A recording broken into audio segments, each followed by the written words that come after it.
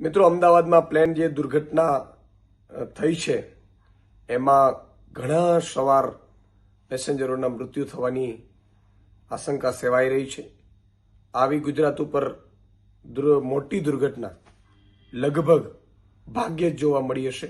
એટલી મોટી દુર્ઘટના ગુજરાત ઉપર આવી છે, આફત આવી છે. અને લગભગ 240થી પણ વધારે પ્લેનમાં પેસેન્જરો સવાર હતા. ઇન્ટરનેશનલ ફ્લાઇટ અમદાવાદથી લંડન જઈ રહી હતી અને પ્લેન ક્રેશ થયું છે. અને મોટા ભાગના જે આપણા પેસેન્જરો છે એમના મોતની શંકા સેવાઈ રહી છે. ભગવાન એમના આત્માને શાંતિ આપે, ઘાયલોને તુરંત સ્વસ્થ થાય એવી પ્રાર્થના કરીએ છીએ.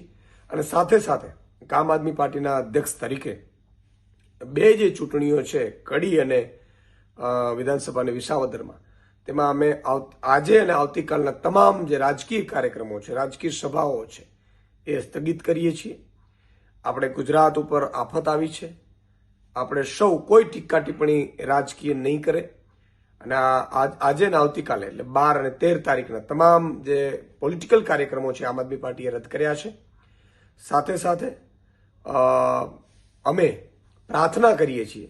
અમારી ટીમ પણ અત્યારે અમદાવાદ સિવિલ હોસ્પિટલમાં પહોંચી રહી છે મદદ માટે. અને ગુજરાત સરકારને, કેન્દ્ર સરકારને જે પણ આમ આદમી પાર્ટીના કાર્યકર્તાઓની મદદ જોશે અમે તૈયાર છીએ.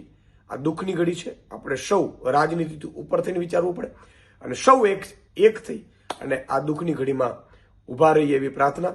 ફરીથી તમામ જે મૃતકો હોય એમને ભગવાન એમના આત્માને શાંતિ અર્પે, એમના પરિવારને દુઃખ સહન કરવાની શક્તિ આપે. જે ઘાયલો હોય તુરંત સ્વસ્થ થાય એવી પ્રાર્થના કરી, એવી અભ્યર્થના.